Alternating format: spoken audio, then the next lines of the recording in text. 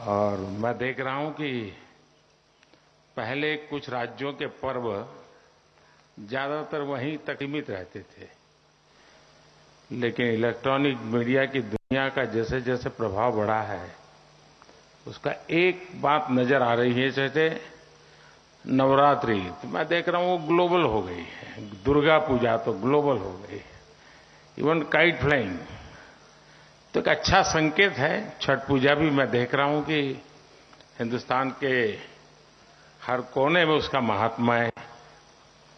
ये ठीक है कि उसके मूलभूत तत्वों की चर्चा बहुत कम होती है, क्योंकि उसमें सबसे बड़ा संदेश ये है कि कहा तो जाता है कि मनुष्य का स्वभाव है उगते सूरज की पूजा करना, लेकिन छठ पूजा वो उत्सव है जो डूबते सूरज की पूजा करना भी सिखाता है, और ये जीवन के लिए बहुत बड़ा संदेश है उसमें।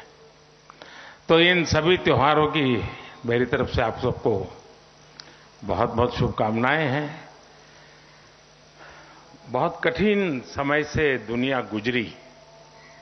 कोविड ने यानी मानव जात के इतिहास में जो बहुत बड़ी चीजें दर्दनाक है, उसमें से वो एक कालखंड रहा, और उस कालखंड के कारण हमारी जो व्यवस्थाएं होती हैं, जो नियमितता होती हैं, वो भी खंडित हुई। तो पहले तो मैं जब यहां पार्टी का मैं संगठन का काम करता था, 1100 का रोड रहता था, तब भी ऐसे अवसर पर सबसे मिलना हो जाता था। प्रधानमंत्री बनने के बाद भी एक मौका मिलता था, लेकिन वो भी बीच में बहुत बड़ा गैप हो गया। लेकिन मैं देख रहा हूं कि इस बार पूरी तरह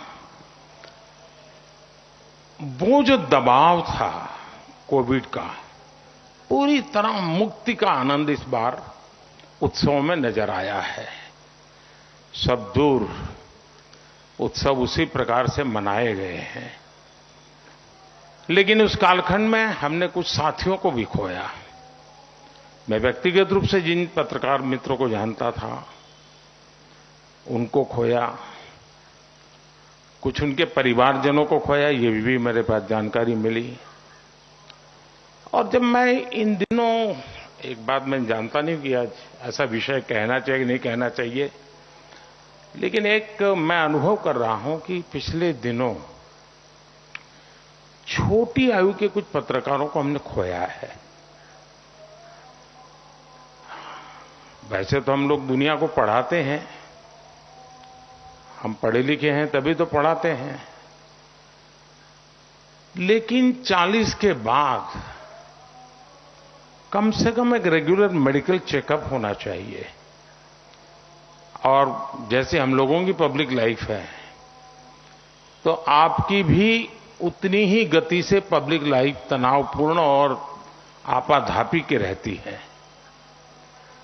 हम कोई ऐसी व्यवस्था विकसित कर सकते हैं कि जिसमें मेडिकल चेकअप के लिए सरकार भी कोई व्यवस्था करे, आपके बिजनेस हाउसेज हैं वो भी कुछ व्यवस्था करें, लेकिन 40 के बाद हमारे फील्ड के जितने भी साथी हैं, उनके परिवारजन भी हैं, हम एक रेगुलर मेडिकल चेकअप का, क्योंकि मैं सचमुच में बहुत हैरान हूं कि 40-50 की आयु के लोग हमने खो दिए।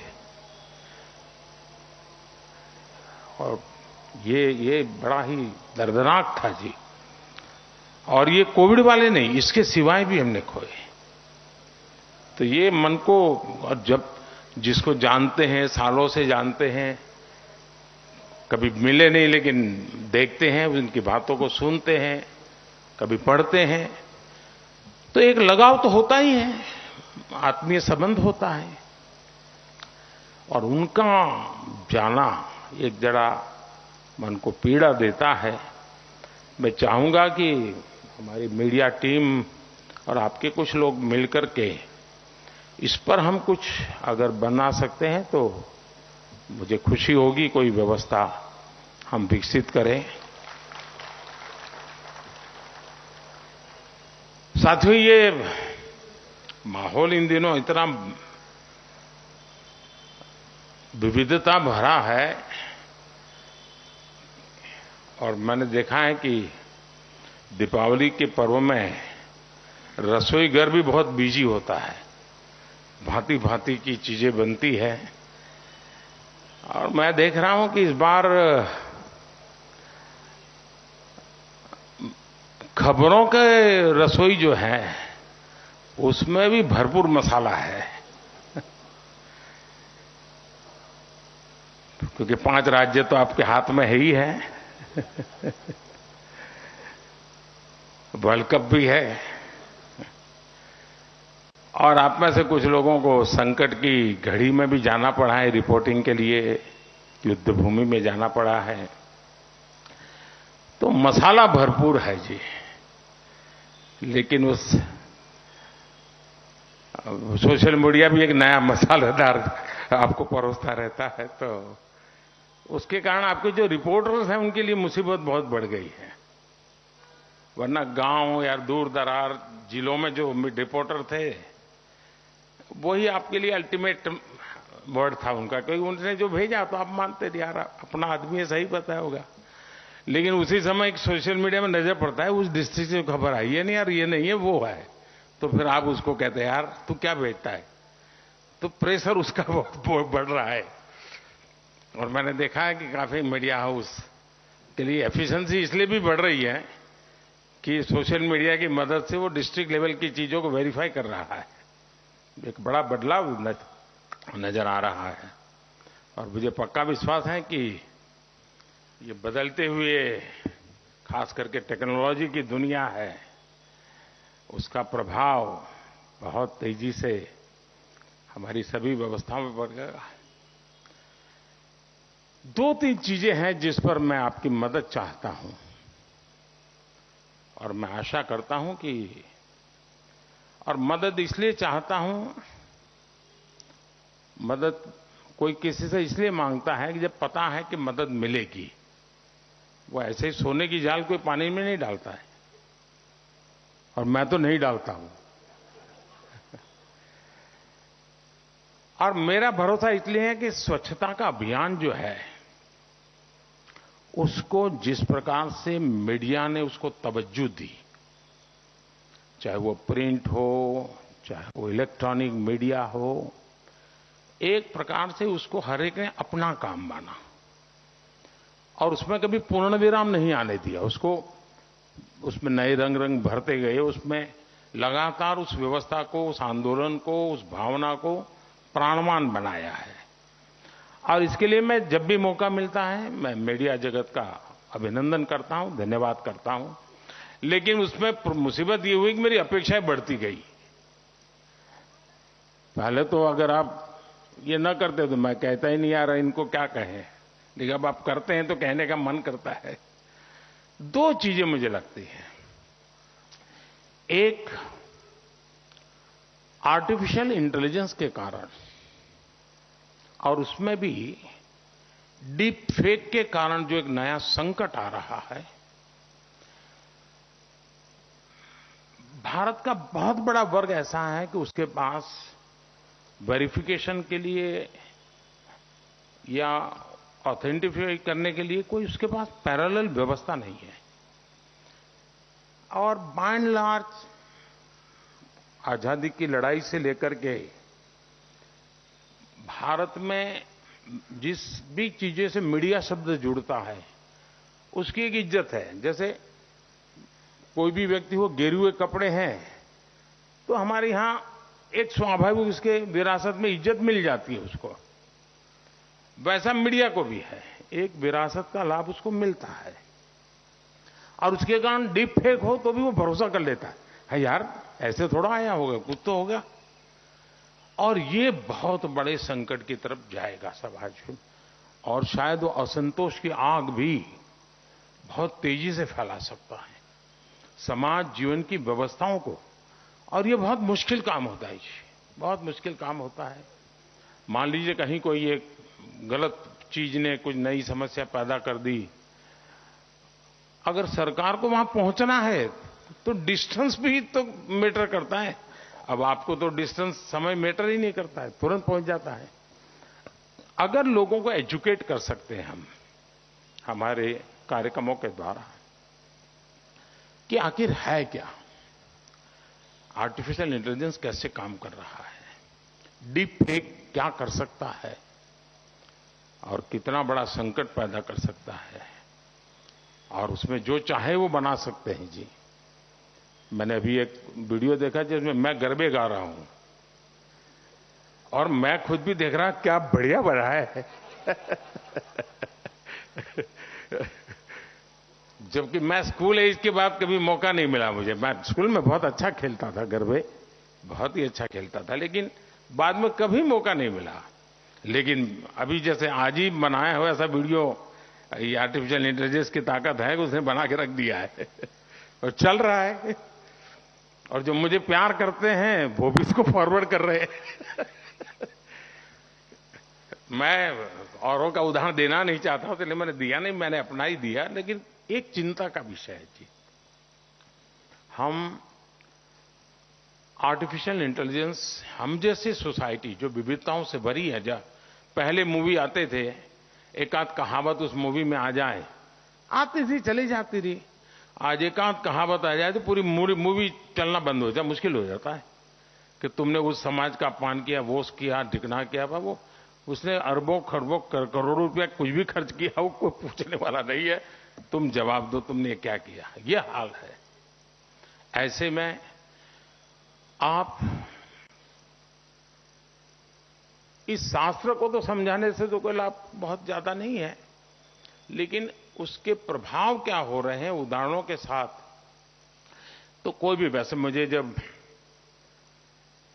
इस विषय को आगे बढ़ाने व्यक्ति चैट जीपीटी के लोग मिले थे तो मैंने उनको कहा था कि जैसे सिगरेट पे आता है इट्स कैंसरस, पीना पीना पीना तुम्हारी मर्जी, लेकिन लिखा हुआ रहता है ये हेल्थ के लिए हैजार्ड है, ऐसा लिखा हुआ था।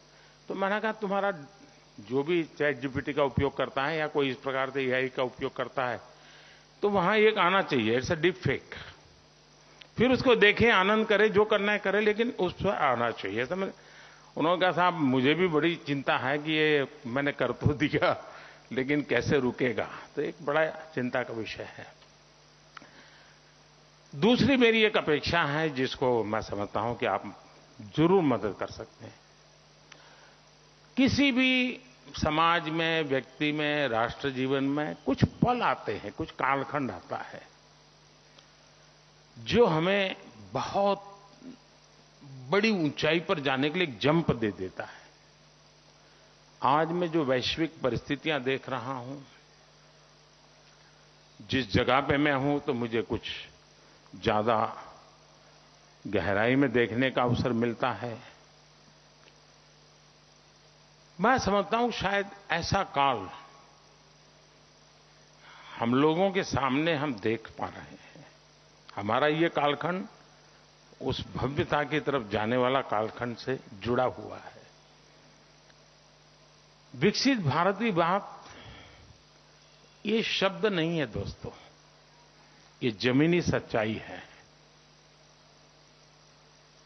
पूरी संभावना है।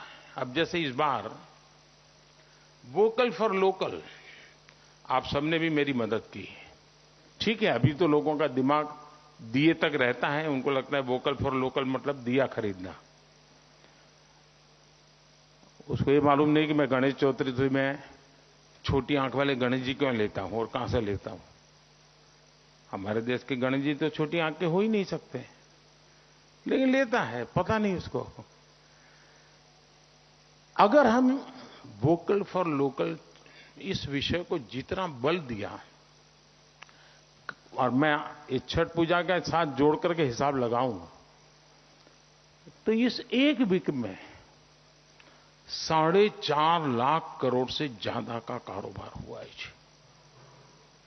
ये देश के लिए बहुत बड़ी बात होती है जी, और उसमें हर छोटे मोटे व्यक्ति की जिंदगी में कमाई होती है। और मैं इसी ताकत के आधार पर कहता हूं कि हम विकसित भारत की विषय को बहुत सफलतापूर्वक आगे बढ़ा सकते हैं, लेकिन उसके लिए एक विश्वास पैदा करना होता है। सकारात्मक चीजों से लोगों को किसी की वाहवाही करने की जरूरत नहीं है। असत्य को दबाने की जरूरत नहीं है, वो मैं आपसे अपेक्षा भी नहीं करूंगा, लेकिन जो चीजों में सामर्थ्य है, जो देश को आगे बढ़ा सकते हैं, ऐसी चीजों को हम बल दे सकते हैं। और ये भी सही है कि विकास, आर्थिक बाबतें, ये अब केंद्र में रहने वाली हैं आने वाले 25 साल तक, क्योंकि विश्व भी हमारा मूल्यांकन उस बात पर कर रहा है। और इन दिनों जहां हम हैं और जिस प्रकार से बढ़ रहे हैं, विश्व इसको स्वीकार कर रहा है। मैं अभी आपके बीच आया हूं, लेकिन मैं चुनाव के मैदान से नहीं आया, मैं ग्लोबल साउथ समिट में से आया हूं। 130 देशों का ग्लोबल साउथ समिट में होना, ये अपने आप में, मैं मानता हूं, जो आपके यहां जो विदेश मंत्रालय की चीजें देखते होंगे, इनके लगता होगा कि ये बहुत बड़ी बात है। यानी कुछ तो है जिसके कारण ये हो रहा है। हम 2047 विकसित भारत का मिजाज, अब देखिए दांडी यात्रा, भारत का मीडिया का ध्यान बहुत कम गया था।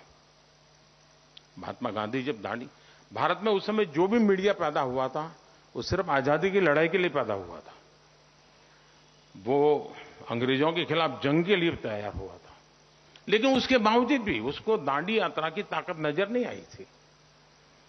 पहली बार जब एक विदेशी पत्रकार ने उसकी स्टोरी की, तो उसने बाद में लोगों को चौकन्ना कर दिया कि ये क्या हो रहा है।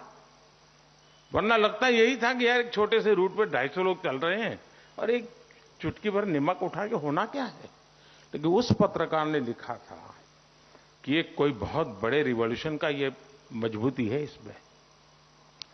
और उसके बाद हिंदुस्तान के मीडिया ने भी उस चीज को, और वो एक ऐसा टर्निंग पॉइंट बन गया कि जिसने देश को विश्वास पैदा कर दिया कि अब आजादी लेके रहेंगे। ये अपने आप में बहुत बड़ा, मैं समझता हूं कि कोविड के संकट में दुनिया की तुलना में हमारा जो कुछ भी अचीवमेंट है, उसने भारत के लोगों में विश्वास पैदा किया है, दुनिया में भी पैदा किया है कि भारत अब रुकने वाला नहीं है। आप कैसे मदद कर सकते हैं, लोगों को कैसे मोटिवेट कर सकते हैं, आगे बढ़ने के सपने, अब जैसे 13.5 करोड़ लोगों का 5 साल में गरीबी से बाहर आना, वो तो एक विषय है, लेकिन इतने परिवार जब न्यू मिडिल क्लास बनते हैं तो उसके एस्पिरेशन का लेवल अपर मिडिल क्लास का होता है। वो भी चाहते हैं मेरे घर में टीवी आ जाए, वो भी चाहता है अब पंखा नहीं एसी आ जाए, वो भी चाहता है चेयर नहीं सोफा आ जाए। जो उसके एस्पिरेशन है वो किसी की बराबरी में बैठने के होते हैं। वो चाहता है वो घर के बाहर साइकिल नहीं, अब घर के बाहर गाड़ी खड़ी होनी चाहिए। यानी ये एक बहुत बड़ा उसका इको इफेक्ट होता है व्यवस्थाओं पर। और वो इसको मैं मानता हूं आज जो इस दिवाली में इतना बड़ा मार्केट, उसके पीछे एक कारण ये एस्पिरेशनल सोसाइटी है जो बहुत तेजी से बराबरी करना चाहती है। और आज उसके जेब में बैंक अकाउंट है, रुपए कार्ड है, रेडी पटरी ठेले वाले लोग, उनको 2 राउंड 3 राउंड बैंक से लोन, सामने से मोबाइल फोन पे मैसेज आता है कि भाई तुम्हारा कारोबार अच्छा है, तुम और लोन ले लो। और एनपीए हार्डली 1%। एक बड़ा इंटरेस्टिंग उदाहरण मैंने कई बार आपने मुझे सुना भी होगा, लेकिन मैं दोबारा उसको रिपीट करना आपका समय ले रहा हूं। मैं मध्य प्रदेश में शहडोल क्षेत्र में गया था। 2 चीजें मुझे बड़ी ही इंस्पायर कर गई। एक तो मेरा कार्यक्रम था, मैं एक आदिवासी गांव में समय बिताना चाहता था, तो मैं शहडोल के पास गया था। तो वहां जो विमेन सेल्फ हेल्प ग्रुप है, उसकी कुछ बहनों को उन्होंने बुलाया था और कुछ यूथ को बुलाया था, नौजवानों को। जब नौजवानों से मैं मिला तो मैंने पूछा आपका गांव, तो बोले मिनी ब्राजील है। अब मैं इतने साल मध्य प्रदेश में संगठन का काम किया था, मैं मुख्यमंत्री रहा, लेकिन मैंने कभी सुना नहीं था। तो मेरा कान सतर्क हो गया। मैंने कहा कि मिनी ब्राजील क्या है? बोले साहब हमारे हर गली में फुटबॉल क्लब है, और बोले हमारे यहाँ, और एक कोई मुस्लिम सज्जन थे, नाम मैं भूल गया, वे पहले खेलते थे, फिर शायद उनको फिजिकल प्रॉब्लम हुआ, फिर वो कोच के रूप में काम करने, वो उस गांव के थे। उन्होंने इसको एक मिशन मोड में लिया, और परिणाम ये मुझे बता रहे थे कि साहब हमारे कुछ घर ऐसे हैं जहां की 4-4 पीढ़ी के लोग फुटबॉल के नेशनल प्लेयर रहे हैं। और बोले हमारे यहां गांव में जब फुटबॉल का फेस्टिवल होता है, ईयर में एक बार फेस्टिवल करते हैं, तो अगल बगल के 20,000 लोग तो दर्शक होते हैं। छोटे बच्चे फुटबॉल, 80 साल के बुजुर्ग फुटबॉल। मैंने कहा भाई मानना पड़ेगा, शायद ब्राजील में भी ऐसा नहीं होगा। अब ये हमारे देश की ताकत है। दूसरा, मैं उन महिलाओं को मिला, तो मैंने कहा भाई आप लोगों को बुलाया तो यहां सिलेक्ट कैसे कर लिया? तो बोले हमें बताया गया कि जो लखपति हैं वो आ सकते हैं। मैंने कहा ये क्या है?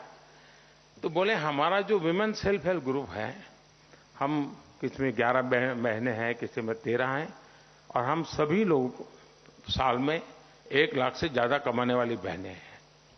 अब ये मेरे लिए बड़ी खुशी की बात थी, और उसी में से मैं इंस्पायर होकर के मैंने भी एक टारगेट तय किया है कि हम 2 करोड़ महिलाएं जो विमेन सेल्फ हेल्प ग्रुप से जुड़ी हैं, 2 करोड़ लखपति महिलाएं बना का काम अचीव करके, 2 करोड़ लखपति, ये ड्रीम देखने का इंस्पिरेशन मेरा वहां था। तो मैं, और अच्छा ये सारे लोग कोई 5वीं 8वीं 9वीं पढ़े हुए थे, कोई ज्यादा पढ़े नहीं थे। तो मैंने एक बहन से पूछा, मैंने कहा बहन इतने पैसे कमा रहे हो तो क्या कर रहे हो? तो उसने कहा गहने खरीदे। मुझे था शायद पहला जवाब तो यही आएगा, और वो स्वाभाविक है, कोई मैं महिलाओं को अन्याय नहीं कर रहा हूं, लेकिन स्वाभाविक था, क्योंकि उसको सुरक्षा दिखती है उसमें। जीवन की सुरक्षा का वो एक साधन है उसके लिए, वो मौशक का साधन नहीं है। हमारी ये गलत सोच है। उसको लगता है कि मेरे जीवन में संकट के समय ये काम आने वाला है, तो ये सोशल सिक्योरिटी है हमारे यहां। तो उसने मुझे कहा हमें गहने खरीदना है, मुझे कुछ मैंने गहने लिए हैं। फिर एक दूसरी महिला ने हाथ ऊपर किया। मैंने कहा आपने क्या किया? मैंने कहा आप क्या पढ़ी हैं? तो बोले मैं 8वीं या 9वीं में कुछ बताया। 30-32 साल की उम्र होगी। बोले मैं लखपति दीदी हूं। मैंने कहा क्या करती हो, क्या किया पैसों का? बोले मेरे पति मजदूरी करते हैं और वो साइकिल पे जाते हैं, तो मैंने उनके लिए स्कूटी खरीदी और उनको गिफ्ट की। एक आदिवासी महिला मुझे कह रही है कि मेरे पति मजदूरी करने के लिए साइकिल पे जाते हैं, मैंने उनके लिए स्कूटी खरीदी। अब मेरे लिए साइकिल और स्कूटी नहीं है, मेरे दिमाग में स्थिर होता है कि मेरा देश की ताकत यहां है। ये एस्पिरेशन जो है ना, ये मिजाज है, वो मेरे देश को बदलेगा। फिर मैंने कहा आगे क्या हुआ उसका? बोले फिर मुझे किसी ने बताया कि हमको अब बैंक से लोन मिल सकता है, क्योंकि हम एक लखपति हैं, 2 साल से मैं इतना कमाती हूं। तो बोले मैं बैंक वालों से मिली। अब मुझे तो कुछ आता नहीं था, लेकिन मुझे किसी ने, स्थानीय सरकार के किसी व्यक्ति ने मदद की। तो बोले मुझे पता चला कि मैं बैंक से लोन ले सकती हूं। तो बोले मैंने सोचा मैं ट्रैक्टर की लोन लूं। मैंने कहा ये हिम्मत कहां से आई तुम्हारी? कहां साइकिल, कहां स्कूटी और कहां ट्रैक्टर? बोले नहीं, बैंक से पैसा मिलता था और मुझे लगता था कि मैं पैसे दे दूंगी वापस। तो बोले मैंने ट्रैक्टर लिया। मैंने ट्रैक्टर मेरे पति को गिफ्ट किया। मेरे पति को मैंने ड्राइविंग सिखवाया, और बोले मेरे पति आजकल 8 से 10 गांवों में हैं, ट्रैक्टर से खेत जोतने की मजदूरी करते हैं, और बोले 6 महीने के अंदर ट्रैक्टर की मेरी लोन पूरी भरपाई हो जाएगी, और मैं आज गर्व से कह सकती हूं कि मेरा परिवार लखपति है। शहडोल के पास एक ट्राइबल गांव का ये मिजाज, एक आदिवासी 30-32 साल की बेटी के मन में ये कॉन्फिडेंस, ये मुझे कहता है कि